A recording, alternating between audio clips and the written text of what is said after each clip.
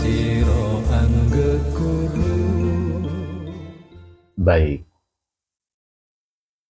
ini karena masih banyak putra Rama yang kebingungan perihal menyikapi bab puasa.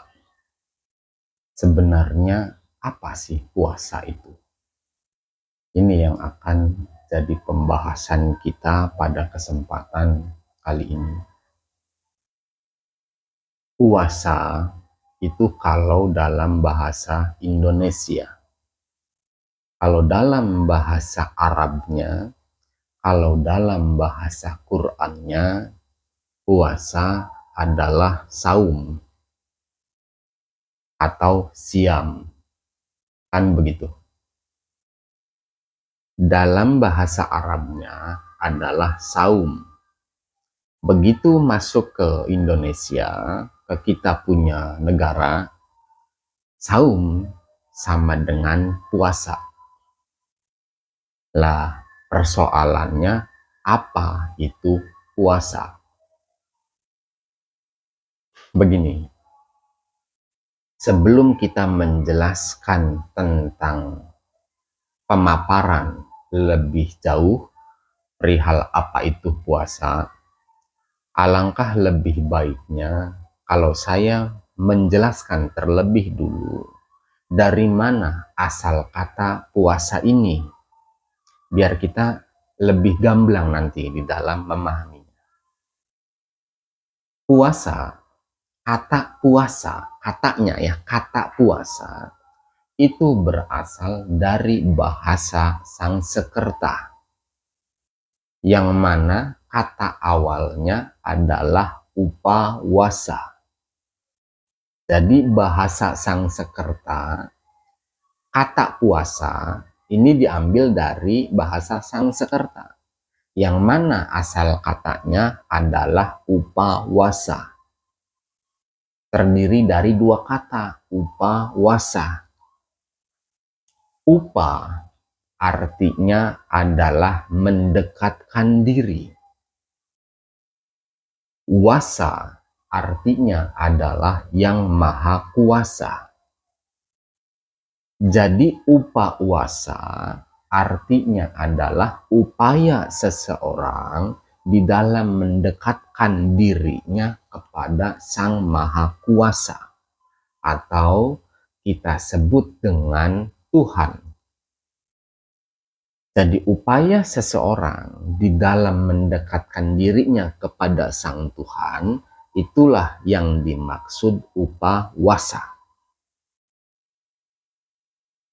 Begitu masuk ke dalam bahasa Indonesia, upawasa berubah katanya menjadi puasa. Dari upawasa berubah penyebutan menjadi puasa. Lah, arti dalam bahasa Indonesianya sendiri, puasa adalah menahan diri. Apa yang ditahan? Segala macam perbuatan yang bisa menghalangi kedekatan diri kita kepada Sang Tuhan. Itu disebut puasa. Sampai sini bisa dipahami nggak nih?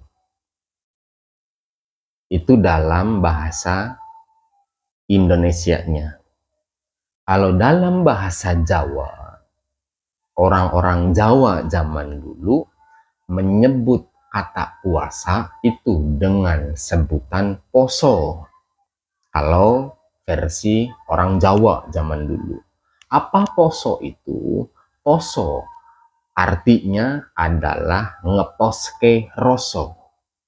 Jadi rasanya itu diepos-eposkan pada tempatnya masing-masing. Ngeposke roso, ditempatkan sesuai dengan eposnya sendiri-sendiri. Tujuannya apa? Supaya ketemu dengan rasa yang sejatining roso. Jadi rasanya itu diepos-eposkan dulu, ditempat-tempatkan dulu. pada posisinya masing-masing. Kalau dalam bahasa Indramayu nih, kita punya daerah, umumnya orang-orang tua zaman dulu menyebut puasa dengan istilah megeng. Maksudnya apa? Megeng adalah mekek nafsu kang ageng. Jadi menahan nafsu yang paling mendominasi jiwa ini nafsu apa?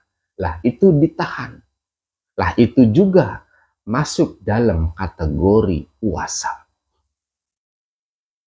Kaidahnya, ya ayyuhalladzina amanu kutiba alaikumusyamu kama kutiba alal ladina min qablikum la'allakum tattaqun. Nanti kita ulas ke depan perihal baik, karena banyak sekali para putra Rama sekaligus para sedulur majelis ilmu Asror Karomah yang request meminta supaya saya memberikan penjelasan tentang apa itu puasa. Berhubung pada saat ini kita semua berada pada bulan Ramadan, yang umumnya semua orang menjalankan ibadah puasa. Tetapi tidak sedikit dari kita semuanya itu masih ada kebingungan seputar apa sebetulnya itu puasa. Kan seperti itu pertanyaannya. Apa itu puasa? Ini yang akan jadi topik utama pembahasan kita pada kesempatan kali ini.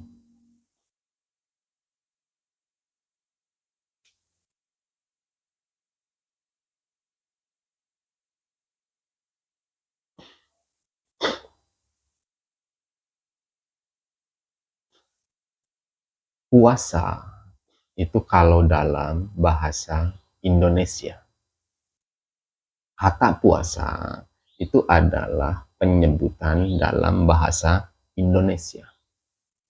Kalau dalam bahasa Arabnya,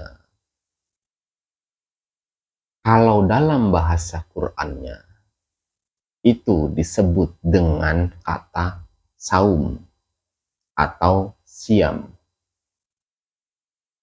Saum adalah bahasa Arabnya. Saum adalah bahasa Qur'annya. Lah, masuk ke dalam bahasa Indonesia, saum artinya adalah puasa. Saum atau siam dalam kita punya negara mengartikan kata saum atau siam dengan bahasa dengan kata puasa dalam bahasa Indonesianya. Bener ya? Lah, pertanyaannya, apa itu puasa? Ini yang akan kita bahas sekarang. Santai ya.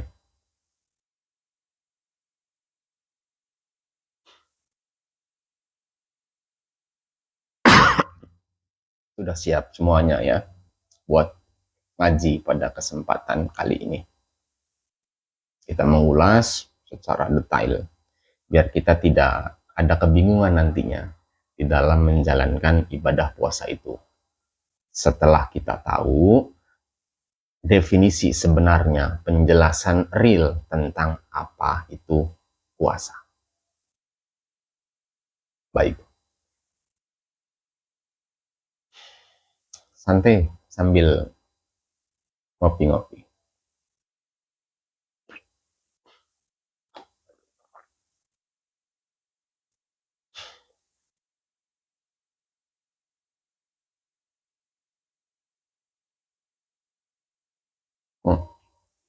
Monggo.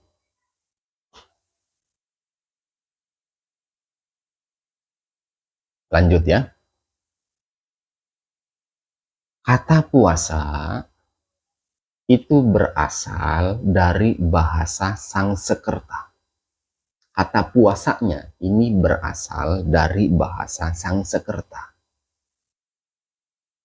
Kan bahasa Qur'annya saum, bahasa Arabnya saum atau siam. Diartikan dalam bahasa Indonesia menjadi puasa.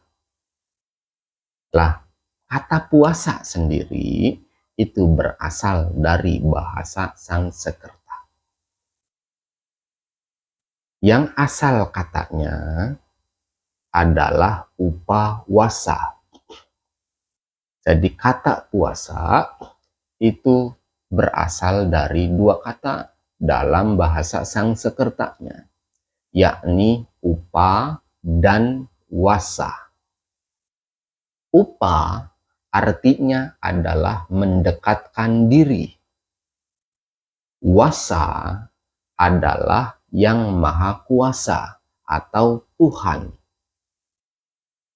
Jadi upawasa artinya adalah upaya seseorang di dalam mendekatkan dirinya kepada yang maha kuasa, atau upaya seseorang di dalam mendekatkan dirinya kepada Sang Tuhan. Itu disebut upawasa.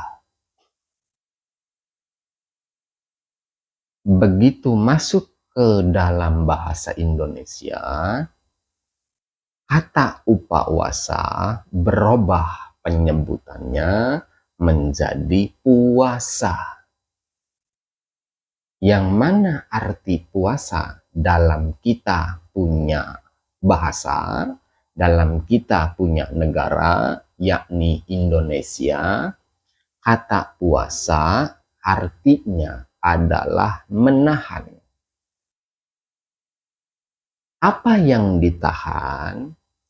Yang ditahan adalah segala perilaku diri kita yang bisa menghalangi, yang bisa menjadi penghambat untuk diri kita atau untuk seseorang di dalam upaya mendekatkan dirinya kepada Sang Maha Kuasa. Jadi puasa artinya adalah menahan. Secara umum nih, puasa artinya adalah menahan. Apa yang harus ditahan? Yang harus ditahan adalah segala keburukan kita yang bisa menjadi penghalang diri kita sendiri untuk bisa lebih dekat dengan Sang Tuhan. Itu definisi dasar tentang apa itu puasa. Sampai sini bisa dipahami? Bisa ya?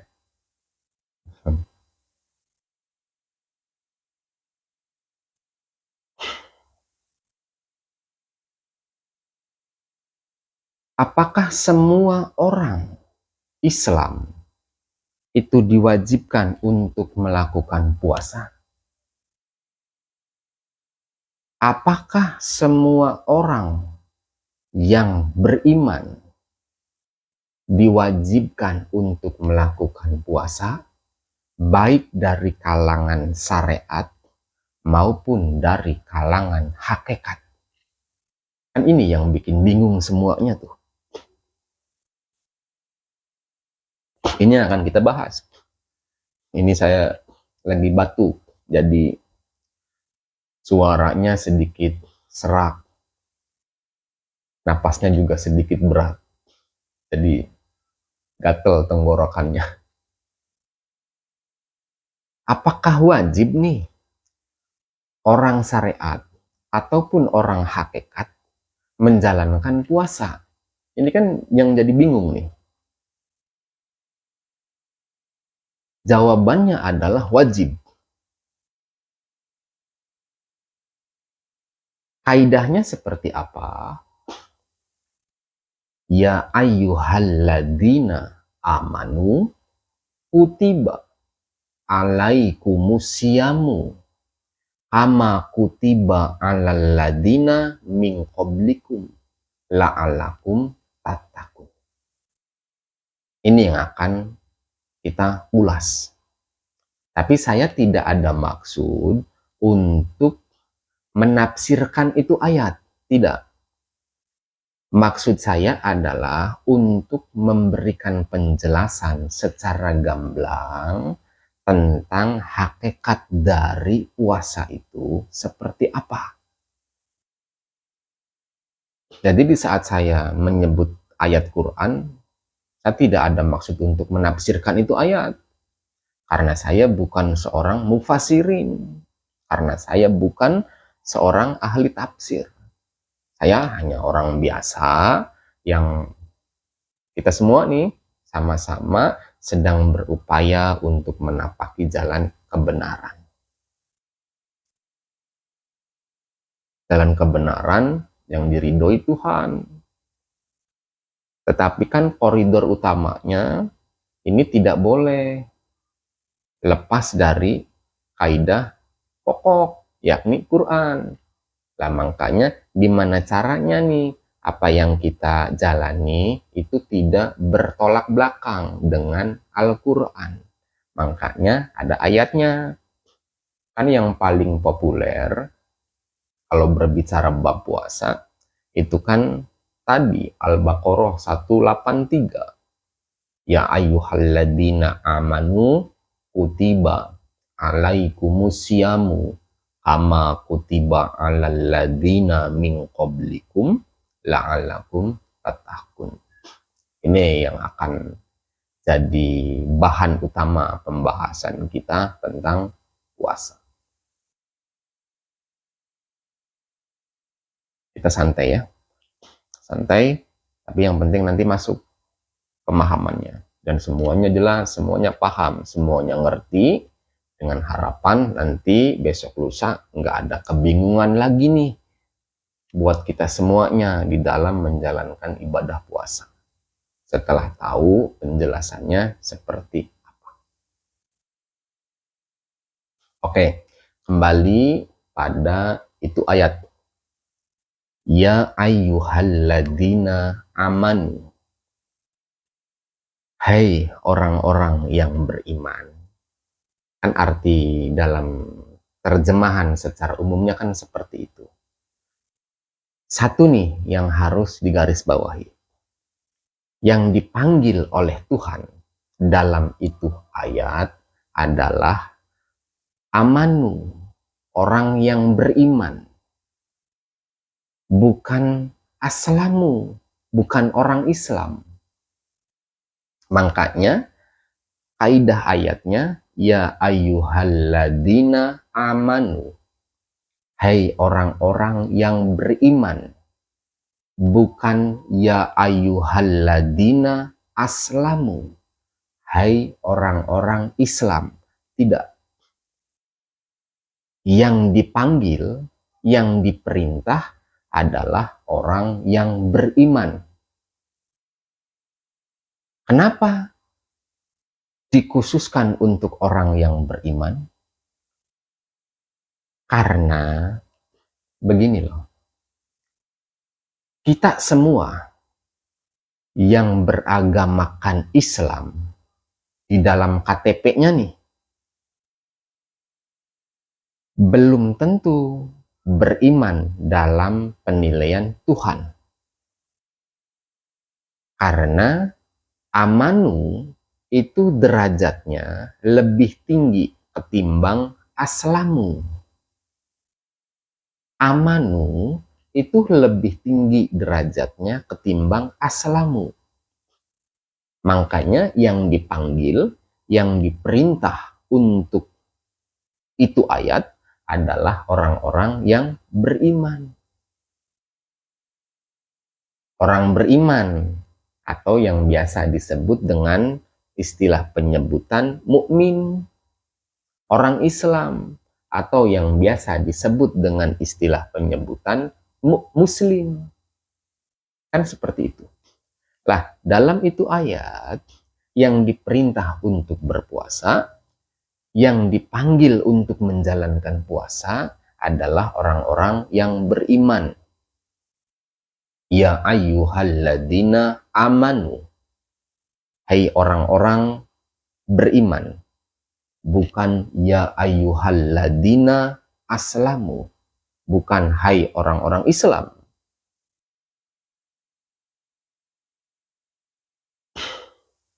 Karena kalau orang Islamnya saja, kalau sebatas Islamnya saja, belum tentu kuat untuk menjalankan perintah tersebut. Makanya itu ayat dikhususkan untuk orang-orang yang beriman. Karena kalau tidak beriman, sekalipun dia Islam, belum tentu kuat untuk menjalankannya. Sampai sini paham nggak? Kita sedikit-sedikit nih. Setidak-tidaknya kita paham kenapa itu ayat dikhususkan hanya untuk orang yang beriman. Kan lebih khusus. Kalau Islam ini kan secara umum. Kalau ya ayyuhalladzina aslamu. Hai orang-orang Islam, maka semua orang Islam kena.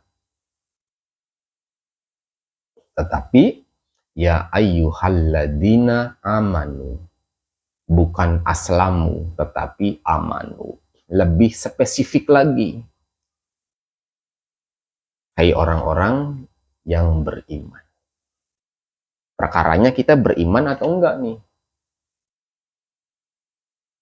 Kepada Tuhan. Kalau beriman, kita masuk dalam kategori ayat tadi. Kita kena perintah, kena panggilan dalam ayat tadi.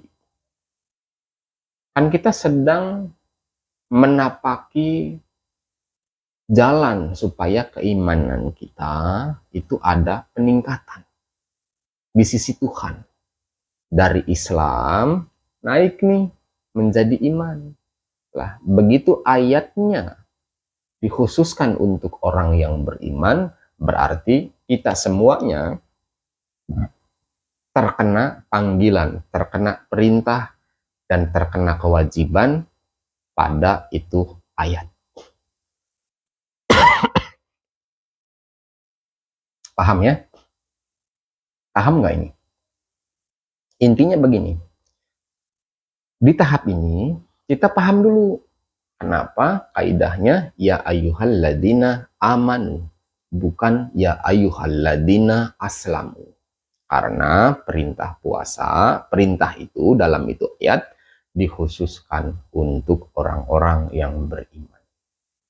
Kenapa hanya untuk orang yang beriman? Kenapa hanya untuk amanu, bukan aslamu? Karena kalau sebatas aslamu, belum tentu kuat untuk menjalankannya. Paham?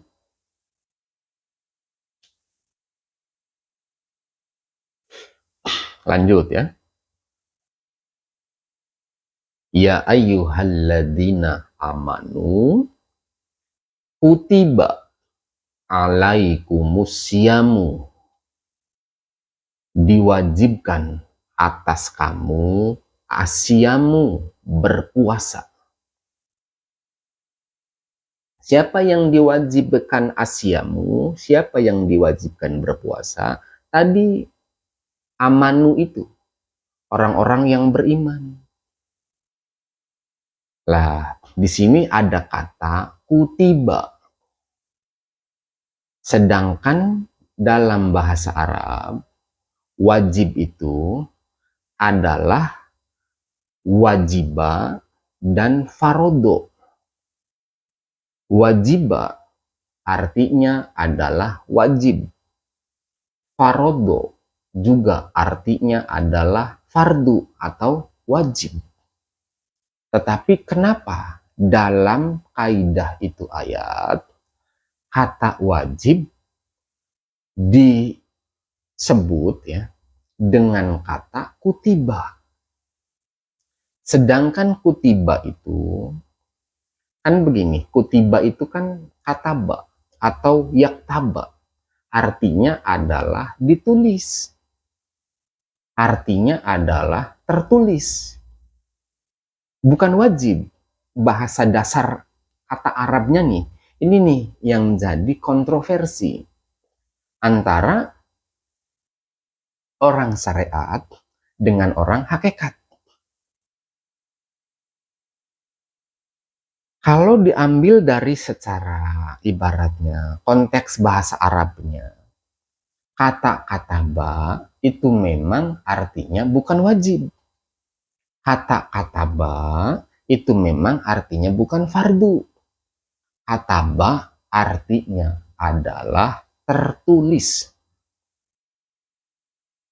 Tetapi kenapa dalam itu ayat ya ayyuhalladzina amanu kutiba alaikumusyamu, bukan ya ayyuhalladzina amanu wajiba alaikumusyamu, atau ya ayyuhalladzina amanu farodo alaikumusyamu. Kenapa tidak menggunakan kata wajiba? Kenapa tidak menggunakan kata farodo? Tapi justru malah menggunakan kata kutiba. Ya ayyuhalladzina amanu kutiba alaikumusyamu. Nah, ini yang akan kita bahas. Soalnya banyak orang itu tidak menjalankan ibadah puasa hanya karena kata ini nih, penyebab utamanya. Kurangnya pemahaman menyikapi kata kutiba. Memang kutiba itu arti dasar dalam bahasa Arabnya itu bukan wajib. Memang benar. Kutiba itu artinya adalah tertulis atau ditulis. Nah, ini akan kita bahas. Tadi kan amanu. Sekarang kutiba. Baru nanti kita membahas bab puasa yang sebenarnya itu seperti apa. Tapi dari dasar dulu nih kita bahas. Biar kita semua paham. Begini loh. Perhatikan ya semuanya. Biar saya nggak mengulang berkali-kali nih. Wajibah atau fardo itu berbeda dengan kutiba. Kalau wajibah atau fardo, gampangnya nih, itu perintah yang diwajibkan secara lisan. Kalau kutiba atau kataba atau yaktaba, ini adalah perintah yang diwajibkan secara tertulis. Arahnya tuh ke sana loh. Lah, perintah secara lisan sama perintah yang diberikan secara tertulis, kira-kira nih, lebih formal yang mana? Yang tertulis atau yang hanya sebatas lewat lisan? Saya kasih gambaran begini. Umpamanya ya, umpamanya. Saya mau dilantik atau mau diangkat menjadi gubernur Jawa Barat. Contoh aja, ini contoh. Kira-kira nih, presiden memberikan perintah ke saya untuk menjadi gubernur Jawa Barat hanya sebatas ucapan atau ada SK yang tertulis? Kan nggak mungkin sebatas ucapan. Nanti kamu tanggal sekian jadi gubernur Jawa Barat ya. Kamu duduki dah tuh kursi gubernur Jawa Barat. Contoh. Kan nggak mungkin seperti itu. Pasti ada SK yang tertulis. Kenapa? Karena sifatnya resmi.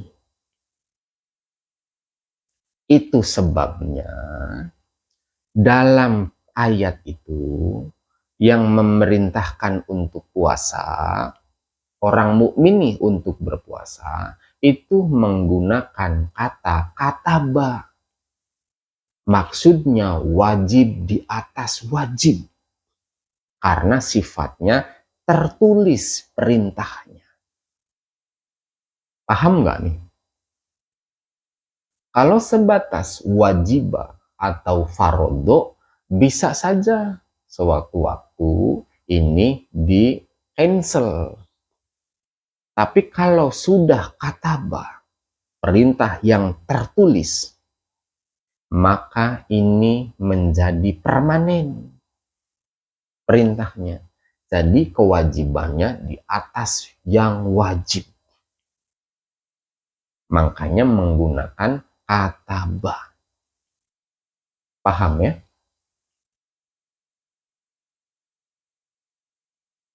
Karena terus terang, kata kataba ini nih yang menjadi sumber kontroversi antara orang syariat dengan orang hakikat. Kata orang hakikat, saya nggak usah berpuasa. Seperti kamu berpuasa. Wong perintahnya juga kataba. Sedangkan kata kataba itu artinya adalah tertulis. Bukan wajib. Bukan fardu. Lah, itu berarti orang yang ngomongnya belum paham makna dari bahasa Quran. Belum paham dari makna bahasa Arab. Tapi kita semua paham ya, arahnya nih. Setidak-tidaknya untuk kita aja dulu. Syukur-syukur nanti bisa memberikan manfaat tayangan ini, video ini untuk siapapun yang mendengarkannya, yang mempelajarinya. Paham ya? Baik. Ya ayyuhalladzina amanu kutiba alaikumusyamu. Hei orang-orang yang beriman, kutiba diwajibkan atas kamu, alaikumusyamu, melakukan puasa. Nanti kita bahas kata puasa itu.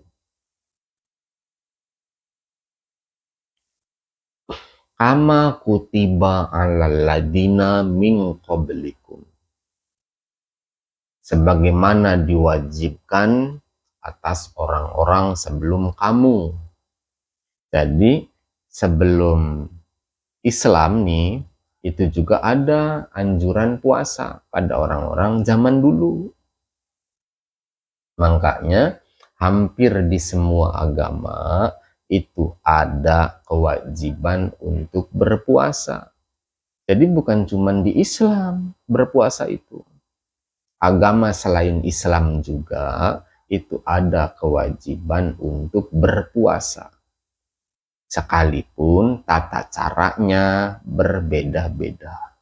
Tapi saya nggak membahas itu.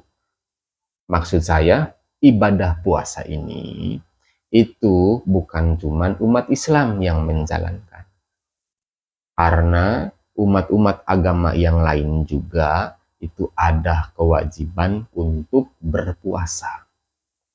Makanya kaidahnya kama kutiba alal ladina min qablikum. Sebagaimana diwajibkan atas orang-orang sebelum kamu Muhammad. Jadi sebelum kamu juga orang-orang zaman dulu itu berpuasa. Sekalipun tata caranya, waktunya, bulannya itu tidak sama dengan kita-kita orang nih selaku umat Islam. Paham ya? La'allakum tattaqun. Outputnya itu ketakwaan.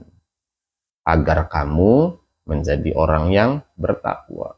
Takwa inilah sasaran tembak, tujuan daripada puasa itu sendiri. Di sini saya nggak akan menjelaskan terlebih dulu tentang apa sih yang dimaksud dengan takwa. Nggak, Ini kepanjangan soalnya nantinya. Kita satu-satu aja. Dalam pembahasan kali ini kita berusaha memperjelas, berusaha mengulas tentang apa itu puasa. Ya. Sampai sini bisa dipahami nggak nih? Harapannya setelah ada penjelasan seperti ini tidak ada lagi nih perselisihan atau kebencian yang tersembunyi di dalam hati. Orang syariat menyalahkan orang hakikat. Orang hakikatnya menyalahkan orang syariat. Karena kaidah tadi sebatas membaca kebanyakannya, sebatas mengartikan lewat terjemahan, tapi tidak tahu sasaran tembak dan pemaparannya itu seperti apa. Paham ya semuanya? Diminum, kopinya diminum, santai.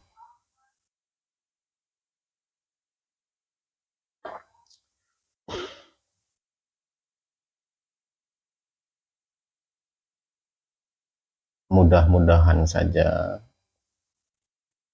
penjelasan singkat kita bersama tadi itu bisa memberikan tambahan pengetahuan, tambahan wawasan baru kepada kita semuanya, khususnya para putra Rama, para sedulur Majelis Ilmu Asror Karomah, juga semua para subscriber atau penonton channel YouTube Majelis Ilmu Asror Karomah. Jadi ayatnya sudah kita kutip tentang puasa itu, karena umumnya kan Al-Baqarah 183 sudah kita bahas tadi, berusaha untuk sedetail mungkin mengupas tentang ayat tersebut, tentang bab puasa. Ya ayyuhalladzina amanu kutiba alaikumusyamu kama kutiba alal ladzina min qablikum la'allakum tattaqun. Itu sudah diutarakan maksud dan tujuannya, sudah dibahas intinya. Nah, sekarang tentang tingkatan-tingkatan dari puasa itu sendiri. Seperti apa itu tingkatan orang puasa itu? Apa, ada berapa gitu, apa saja tingkatan orang puasa itu?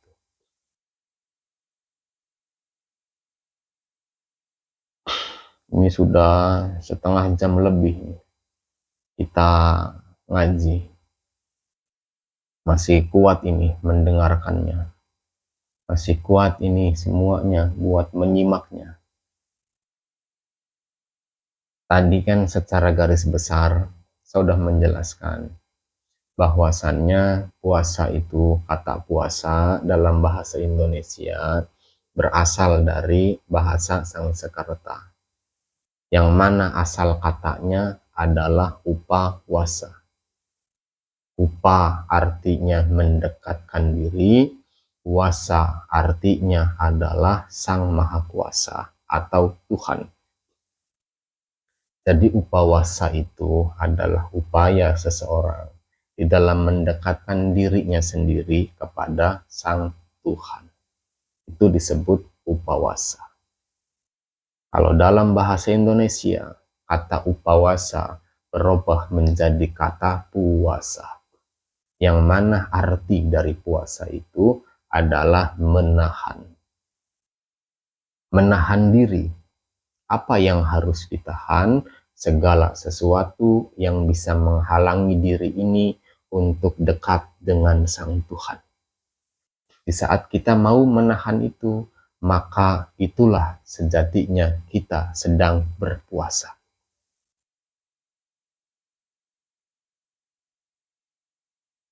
Ayat Qur'annya sudah kita ulas tadi kan, sudah kita jabarkan berusaha untuk ya sespesifik mungkin, berusaha untuk sejelas mungkin, serinci mungkin, tujuannya agar mudah dipahami oleh semuanya dan biar tidak ada kekeliruan lagi di antara kita perihal menyikapi ibadah puasa tersebut.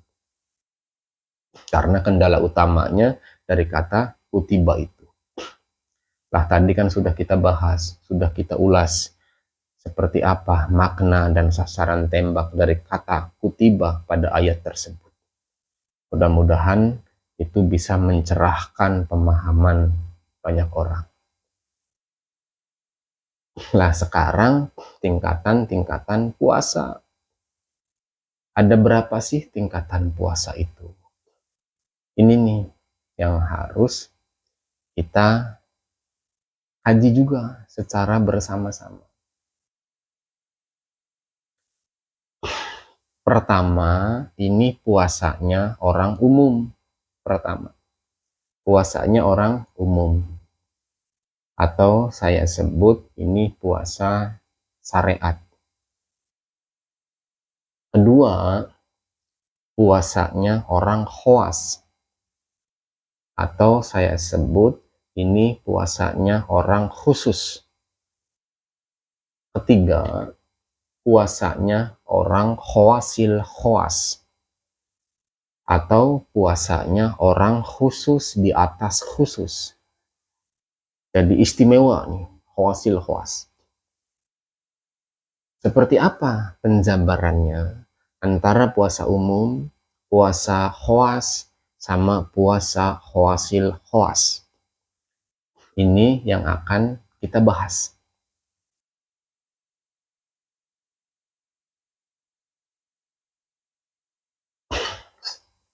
Pertama, puasa umum atau puasa syariat.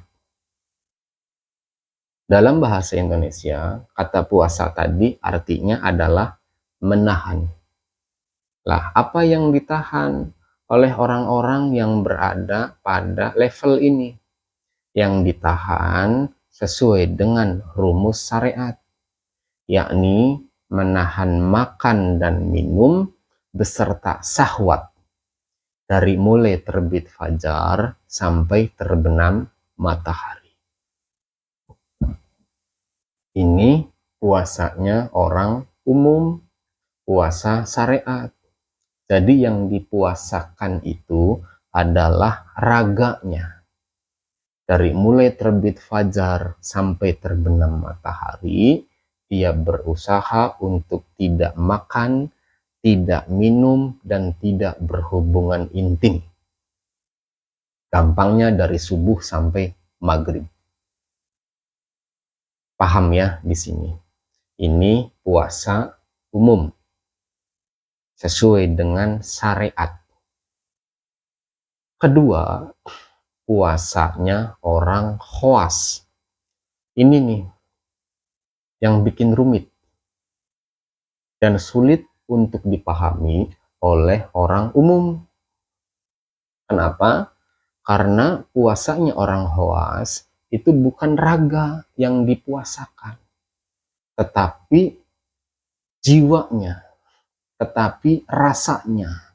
Yang dipuasakan adalah sukmanya, yang dipuasakan adalah uripnya. Terkadang orang yang berada di level khawas ini dinilai dia tidak menjalankan rukun Islam yang keempat, yakni puasa. Kenapa? Karena terkadang orang yang berada di level khawas ini, level kedua, ya, level khawas, ini dia makan dan minum beserta aktivitas yang lainnya, yang rokokan, ya kopian, di siang hari. Di saat dilihat oleh orang umum, ini akan membingungkan. Loh kok kamu nggak puasa? Sedangkan kamu ngajarin murid-muridmu suruh pada berpuasa. Sedangkan kamunya sendiri kok makan minum di siang hari, ngopi, ngerokok. Padahal kamu itu dikenal sebagai seorang tokoh agama. Lah ini kan rumit. Lah mudah-mudahan aja nih penjelasan ini bisa membuka kebingungan kita bersama. Jadi jangan kaget kalau ada orang hoas dia tidak menjalankan puasa raga. Ini saya garis bawahi dulu nih. Kajian ini bukan untuk kajian syariat. Ini kajian khusus di atas itu. Untuk menjawab kebingungan-kebingungan para salik. Di awal-awal langkahnya. Kok banyak gitu. Guru-guru ibaratnya ruhani. Di bulan Ramadan siang hari pada makan, pada minum. Pada ngopi, pada ngerokok. Padahal yang dia bicarakan selalu agama. Tapi kok tidak menjalankan ajaran agama, aturan agama. Buktinya siang hari aturannya berpuasa, dia malah makan dan minum. Sedekat apapun orang hoas terhadap Tuhannya, kalau dilihat dari sudut pandang orang awam, dari sudut pandang orang umum, yang mana tolak ukurnya adalah syariat, maka orang hoas ini akan tetap diecap dan dinilai salah. Kenapa? Karena pemahaman orang umum yang namanya puasa adalah tidak makan, tidak minum, dan tidak melakukan hubungan intim dari mulai terbit fajar sampai terbenam matahari. Nah, sedangkan orang hoas ini di siang hari terkadang dia terlihat makan, terkadang dia terlihat lagi ngopi, lagi ngerokok, dan lain sebagainya. Apakah dia berpuasa atau tidak? Ini yang harus kita ingat baik-baik. Orang hoas juga melakukan puasa. Tetapi puasa yang dilakukannya itu bukan puasa raga. Kalau raga yang dipuasakan, maka tidak makan, tidak minum, juga tidak ngerokok, tidak ngopi, tidak melakukan hubungan intim, ibaratnya. Lah orang hoas beda. Puasanya itu adalah puasa rasa. Puasanya adalah puasa ruh. Puasanya urip. Inti daripada puasa adalah menahan. Apa yang ditahan? Segala sesuatu yang bisa menghalangi dirinya untuk bisa lebih dekat dengan Sang Tuhan. Ingat loh, arti puasa itu bukan tidak makan, tidak minum, tidak hubungan intim, ya. Puasa itu jangan diartikan seperti itu. Puasa itu artinya adalah menahan diri dari segala sesuatu yang bisa menghalangi diri ini untuk lebih dekat dengan Sang Tuhan. Lah, upaya menahan diri inilah yang disebut puasa. Puasanya raga dengan puasanya ruh ini tidak sama. Puasanya raga dengan puasanya urip ini berbeda. Kalau puasanya urip itu kan tadi tidak makan, tidak minum, tidak hubungan intim. Dari mulai subuh sampai maghrib dah gampangnya. Lah kalau puasanya urip, itu adalah mengendalikan 4 nafsu. Atau yang pada pembahasan beberapa hari yang lalu, 4 nafsu ini disebut dengan 4 sedulur sejati. Dikendalikan mutmainahnya, dikendalikan lawamahnya, dikendalikan amarahnya, dan dikendalikan nafsiyahnya. Sekalipun ibaratnya dia nampak tidak terlihat melakukan puasa, di bulan Ramadan kalau dilihat dari sudut pandang syariat, tetapi sejatinya di hadapan Gusti Ingkang Maha Suci, orang khawas ini juga berpuasa. Hanya saja yang dia puasakan adalah uripnya, bukan raganya. Bagaimana cara memuasakan urip? Dia mengenal akan 4 sedulur sejatinya itu. Mengenal bukan hanya sebatas dari sisi teori, tetapi dia betul-betul tahu seperti apa mutmainah, seperti apa lawamah, seperti apa amarah, seperti apa nafsiyah. Lah orang khawas itu karena tahu, makanya dikendalikan. Jadi itu yang dipuasakan itu adalah uripnya untuk orang-orang khawas, orang-orang khusus. Saya sebut orang hakikat dah, gampangnya.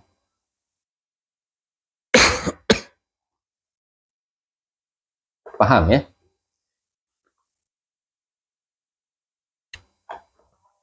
Makanya pada kesempatan kali ini kita akan mengulas tentang karakter atau perwatakan dari 4 nafsu yang pada beberapa hari yang lalu kita bahas.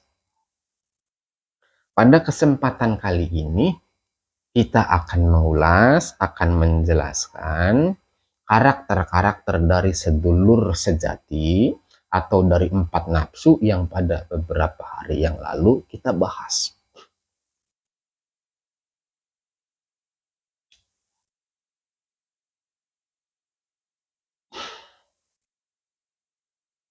Pertama, mutmainah. Asalnya dari sari-sarining air. Tempatnya di mata, fungsinya untuk melihat. Kiblatnya di timur atau wetan, rupanya putih. Ini mutmainah. Kan kemarin baru sebatas itu pembahasannya. Lah karakternya, perwatakannya, sifatnya mutmainah itu seperti apa? Lah ini harus jadi catatan nih buat kita semuanya. Ya. Mutmainah, karakternya, sifatnya, atau perwatakannya itu selalu berambisi pengen jadi orang nomor 1, baik dari sisi ilmu maupun dari sisi kekayaan harta.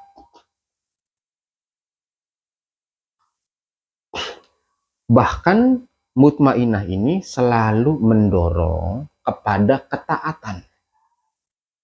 Tetapi tujuan utamanya itu bukan karena Gusti Ingkang Maha Suci. Apapun yang dia lakukan oleh si mutmainah ini, tujuan utamanya ya semata-mata hanya karena mengharap pujian dari sesama manusia. Inilah sifat dari mutmainah. Bahkan dia rela bekerja sama dengan jin, bekerja sama dengan makhluk-makhluk goib, asal dirinya bisa jadi sakti mandraguna atau sugih melawat dunia. Selalu pengen tampil sempurna, baik dari sisi kecantikannya maupun dari sisi ketampanannya. Jadi selalu pengen menonjol. Inilah sifat karakter atau perwatakan dari mutmainah. Lah, orang khawas itu harus mampu mengendalikan itu. Dikendalikan. Di saat muncul nih keinginan untuk melakukan ketaatan.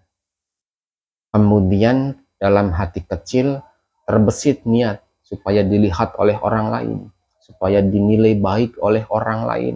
Lah, tahan, kendalikan, jangan diikuti keniatan yang seperti itu.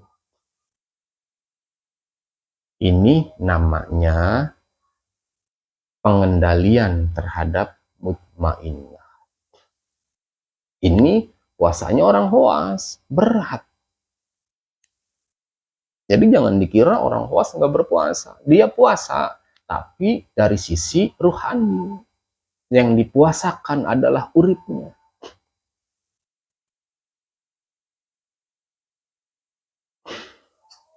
Kemudian sedulur yang kedua. Tadi kan mutmainah, sekarang lawamah. Asalnya dari sari-sarining angin. Tempatnya di hidung. Fungsinya untuk mencium atau mengendus. Kiblatnya di selatan, rupanya kuning. Perwatakannya, sifatnya, karakternya dari aluamah itu seperti apa? Aluamah itu atau lawamah itu memiliki sifat, memiliki karakter atau perwatakan selalu tidak suka melihat kebahagiaan dimiliki oleh orang lain. Jadi sifat dari lawamah itu adalah iri, dengki, ujub, takabur. Intinya hawa buruk dari dalam lawamah itu. Di saat melihat orang rukun, di saat melihat orang bahagia, lawamah ini berusaha gimana caranya kebahagiaan itu tidak jadi miliknya, tetapi jadi milik saya. Kalaupun tidak jadi milik saya, yang penting jangan jadi milik dia. Lah, itu adalah sifat dari lawamah. Senang melihat orang susah dan susah melihat orang senang. Jadi SMS rumus lawamah itu. Susah melihat orang lain senang, namun dirinya akan senang di saat melihat orang lain susah. Ini adalah sifat dan karakter atau perwatakan dari lawamah. Ketiga, sedulur sejati kita yang ketiga adalah amarah. Asalnya dari mana amarah itu? Dari sari-sarining api. Tempatnya di mana? Di telinga. Fungsinya untuk apa? Mendengar. Kiblatnya di mana? Di barat. Rupanya seperti apa? Merah. Nah, sifat atau karakter atau perwatakan dari amarah itu seperti apa? Sifat dari amarah itu adalah senang berbuat onar. Senangnya tuh cari ribut. Jadi kalau nggak ribut tuh nggak enak. Amarah tuh. Kalau ada orang anteng ya damai, itu nggak ngerasa nyaman amarah itu. Pokoknya senangnya itu memercikan api keributan.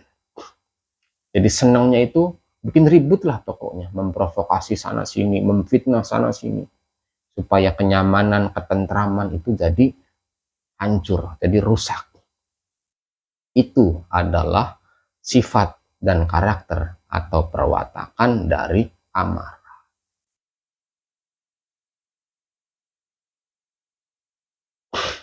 Kemudian sedulur yang keempat, namanya adalah nafsiyah atau sufiyah. Asalnya dari sari-sarining bumi. Tempatnya di mana? Di lidah. Fungsinya untuk apa? Untuk mengecap rasa. Kiblatnya di mana? Kiblatnya di utara atau di elor. Rupanya seperti apa? Rupanya hitam. Itu adalah sedulur sejati yang bernama nafsiyah atau sufiyah. Kan kemarin seperti itu kajiannya. Nah, sekarang sifat dan karakter atau perwatakan dari nafsiyah itu seperti apa? Ini nih.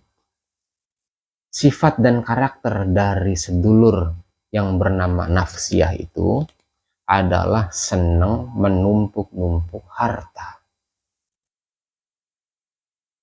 takut miskin, dan juga takut mati. Pengennya itu kaya terus, pengennya tuh banyak duit terus. Di saat nggak punya duit, udah dah sengsara tuh, seakan-akan sudah hidup ini udah mau mati gitu. Itu hawa daripada nafsiyah, cinta dunia intinya. Karena cintanya besar kepada dunia itu akhirnya pelit, penuh perhitungan. Sekalinya memberi, sekalinya berbagi, selalu diungkit-ungkit. Itu adalah sifat daripada nafsiyah.